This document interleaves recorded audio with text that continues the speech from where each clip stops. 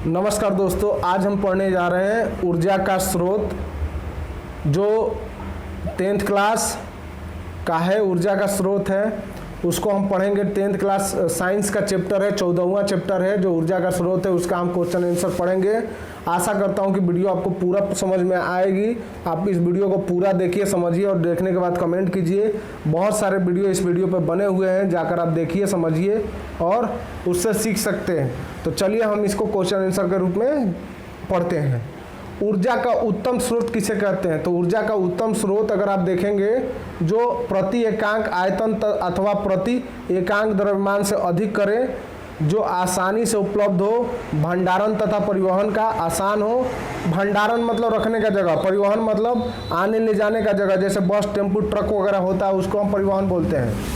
या परिवहन में बहुत आ जाता है, परिवहन में रेल आ जाता है, परिवहन में ट्रक, परिवहन में जहाज आ जाता है, परिवहन में पानी का जहाज आ जाता है, समुद्र भी परिवहन ही है, रोड भी परिवहन भी है, आकाश भी है, वो परिवहन भी है, जिसमें आकाश में हम सफ़र करते हैं किसी भी अपने चलते, वो भी परिवहन है। वो सस्ता हो, जलने पर प्रदूषण ना फैलाए। तो ये सब ऊर्जा के उत्तम स्रोत है। ये बहुत मोस्ट इम्पोर्टेंट क्वेश्चन है, इसको आपको पढ़ना चाहिए। उत्तम ईंधन किसे कहते हैं? तो उत्तम ईंधन के बहुत सारे निम्नलिखित गुण होने चाहिए। दहन के बाद प्रति एकांक द्रव्यमान से अधिक ऊष्मा मुक्त हो। दहन के बाद मतलब जलने के बाद प्रति एकांक द्रव्यमान से ऊष्मा अधिक मुक्त हो। मुक्त मतलब अलग, ऊष्मा मतलब हीट, ठीक है, ये सब हो जाएगा। ये आसानी और सस्ती दर पर उपलब्ध हो, मतलब कम पैसे में हमको ये मिल जाए, ज़्यादा इसका अवेलेबल हो, मतलब कहीं से भी हम ले तो हमको मिल जाए, ठीक है।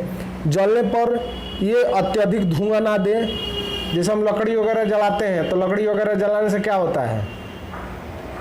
धुआं हो जाता है, धुआं होने से दमा का बीमारी हो जाता है। तो ये सब हमारे लकड़ी जलाने पर होता है। यहीं अगर हम समझिए तो अगर हम गैस जलाते हैं तो कोई बीमारी नहीं होगा। हमको सेट कर सकते हैं कि कितनी देर में हमारा खाना बन जाएगा और कैसे हो जाएगा। ये मोदी जी का स्कीम है, उज्ज्वला योजना से हम जोड़ कर देख रहे हैं। तो आप समझेंगे वो उज्ज्वला योजना जो मिल रहा है, तो उज्ज्वला योजना से हमको गैस मिल रहा है, चाहे हर लोगों को, गरीब लोगों को गैस मिल रहा है। तो इससे उसकी समस्या कम हो रही है, उनको रोग का भी कम हो रहा है। तो अब आगे बढ़ते हैं। इसका ज्वलन ताप उपयुक्त हो तथा ऊष्मीय से अधिक हो। मतलब ज्वलन ताप क्या होता है? मतलब इतना हीट होना चाहिए कि हमारा खाना पक जाए। ये हो गया उत्तम ईंधन का उत्तम ईंधन।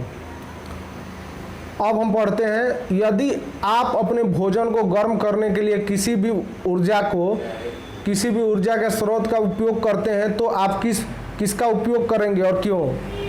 हम एलपीजी गैस विद्युतीय उपकरण का प्रयोग करेंगे, क्योंकि पहला हो गया इसके अधिक ऊष्मा उत्पन्न होती है, इसके दहन तथा उससे धुआं नहीं निकलती है, यह आसानी से उपलब्ध हो तथा इसका उपयोग सुगमतापूर्ण किसी समय किया जा सकता है।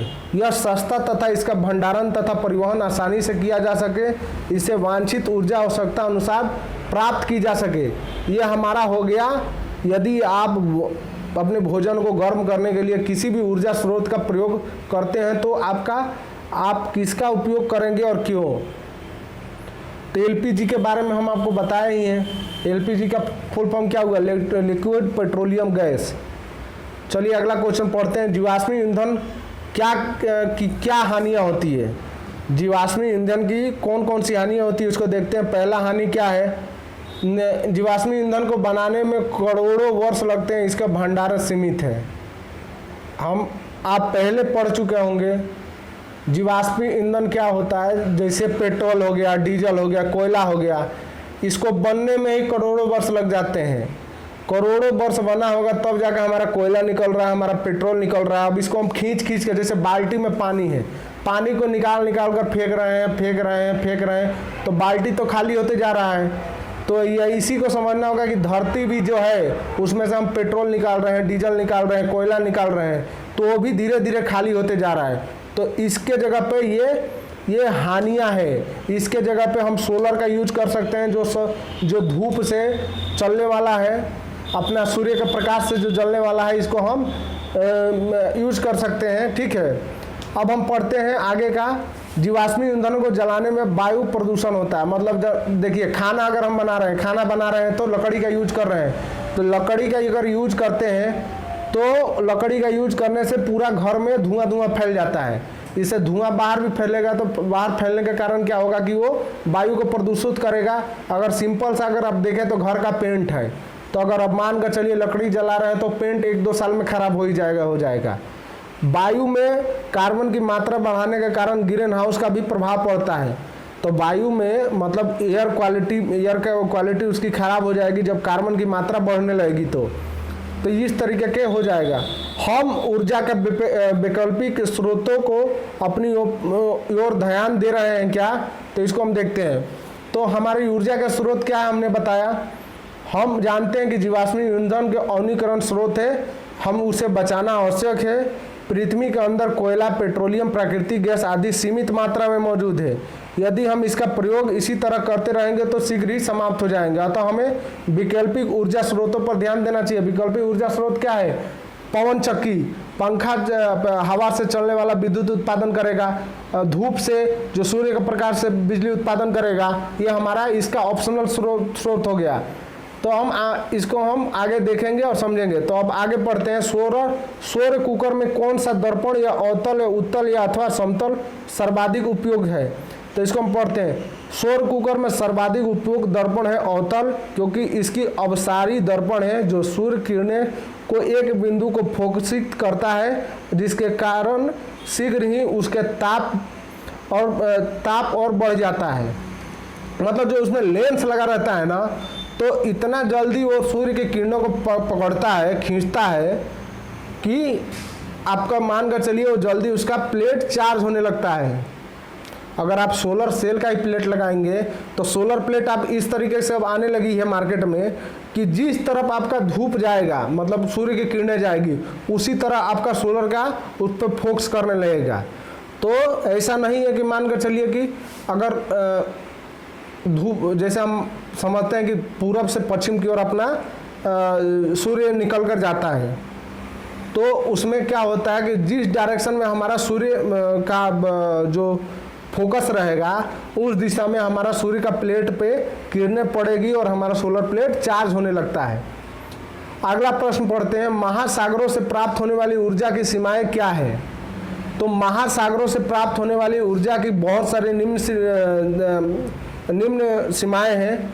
ऊर्जा तरंग के व्यापारिक उपयोग करने के लिए तरंगों का अत्यधिक प्रबल होना आवश्यक है। ज्वार भाटे के समय जल के स्तर चढ़ने तथा गिराने के ज्वारीय ऊर्जा को प्राप्त होती है। बांध द्वारा अस्थिर टरबाइन ज्वारीय ऊर्जा को विद्युत ऊर्जा में बदल देते हैं, परंतु ये बांध में केवल ही कुछ ही क्षेत्रों में सफल होते हैं।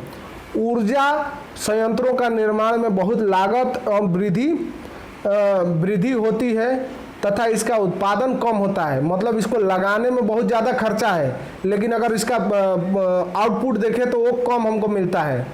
भूतापीय ऊर्जा जियोथर्मल एनर्जी, इसको हम बोलते हैं।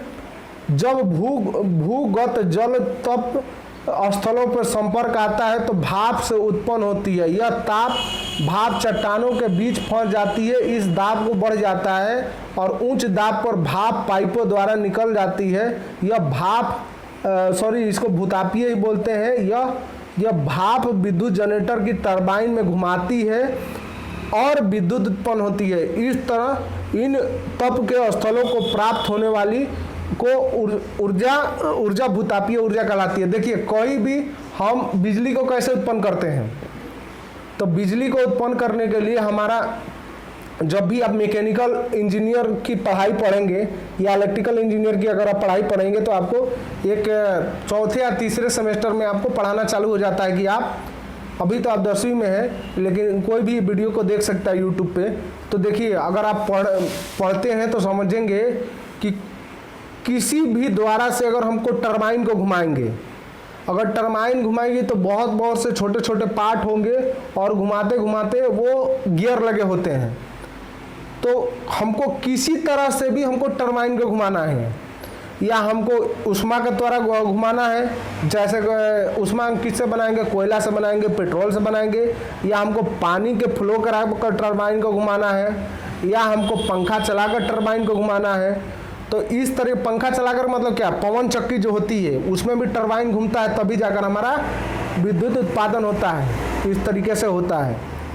अब देखिए, क्या कोई ऊर्जा का स्रोत प्रदूषण मुक्त हो सकता है, क्यों अथवा क्यों नहीं, क्यों अथवा क्यों नहीं?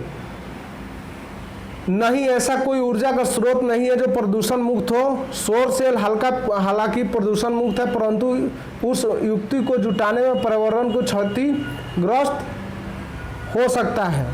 रॉकेट ईंधन के रूप में हाइड्रोजन का उपयोग किया जा रहा है। क्या आप इसे सीएनजी की तुलना से अधिक स्वच्छ ईंधन मानते हैं अथवा क्यों नहीं? तो देखिए, हाइड्रोजन एक स्वच्छ ईंधन है क्योंकि CO2 उसमें उत्पन्न नहीं करता है, क्योंकि ये दहन होने पर जल उत्पन्न करता है, अतः यह प्रदूषण नहीं फैलता है। मतलब हाइड्रोजन में कार्बन डाइऑक्साइड नहीं निकलता है जब जलता है, दहन होने पर यह जल उत्पन्न करता है, तो अतः ये प्रदूषण नहीं फैलाता है।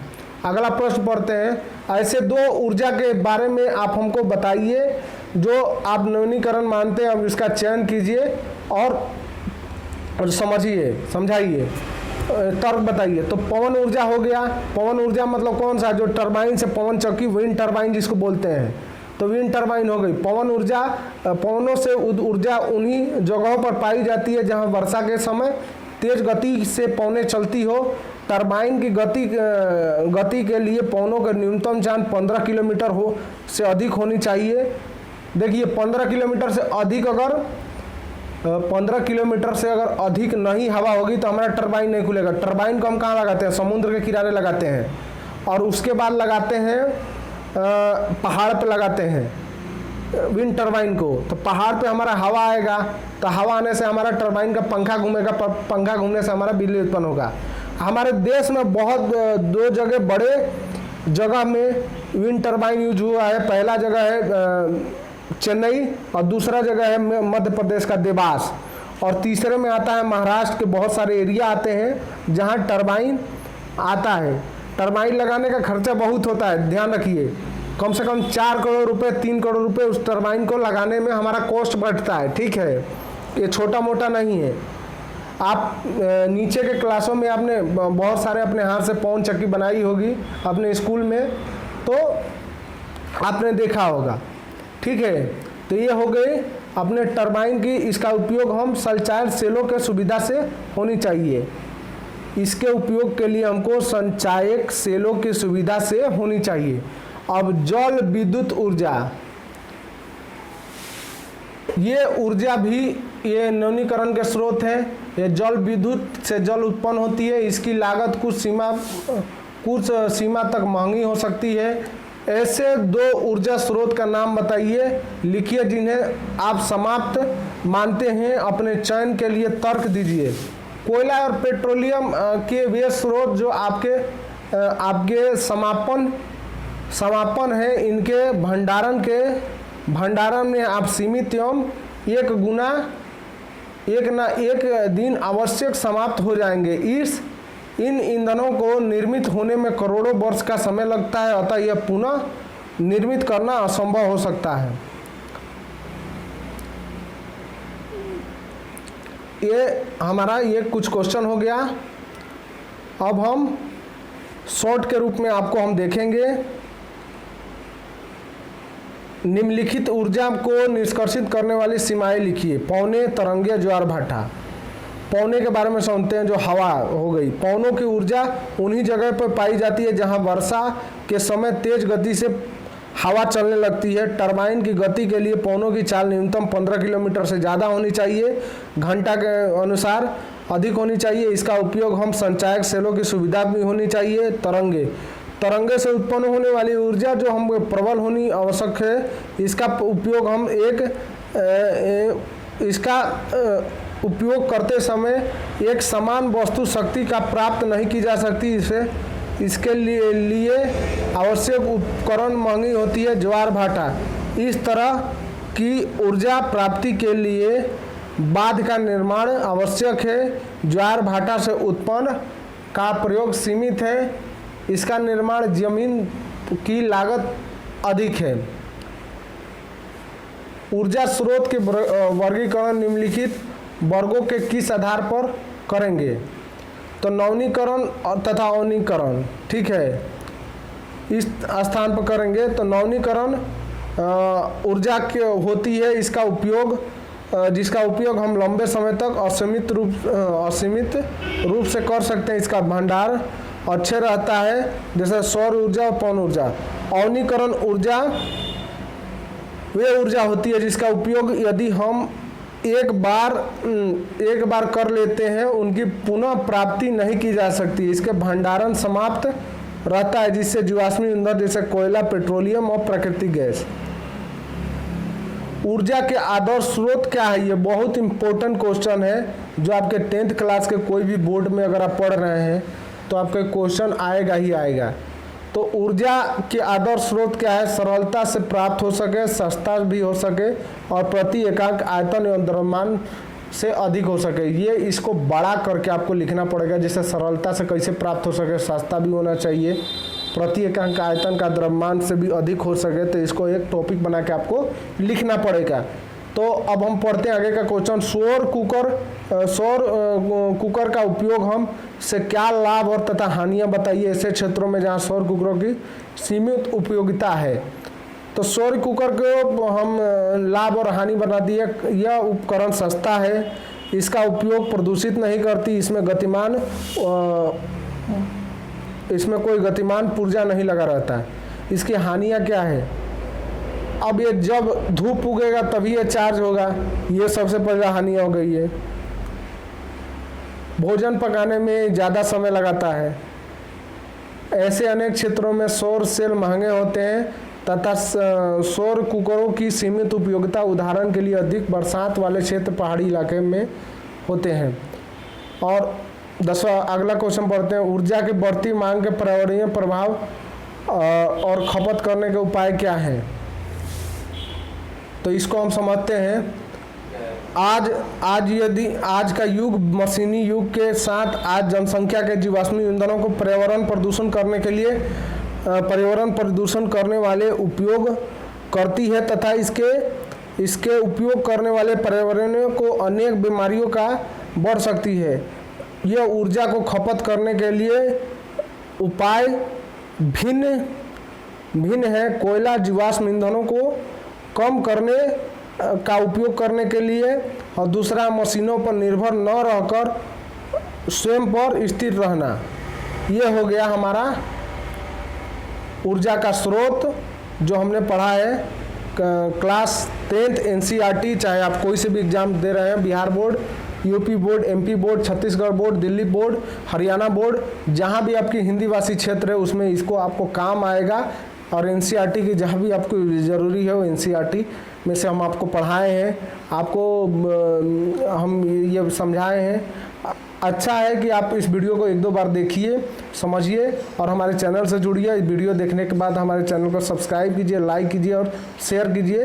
देखने और सुनने के लिए धन्यवाद, नमस्कार। चलिए किसी फिर अगले वीडियो में पढ़ेंगे। आपको हम 10वीं का सारा सब्जेक्ट का समाधान वीडियो हम ला रहे हैं, समझाएंगे और समझाने के बाद एक एक करके वीडियो को अपलोड करेंगे। इस वीडियो को देखने के लिए धन्यवाद, बहुत बहुत धन्यवाद, नमस्कार।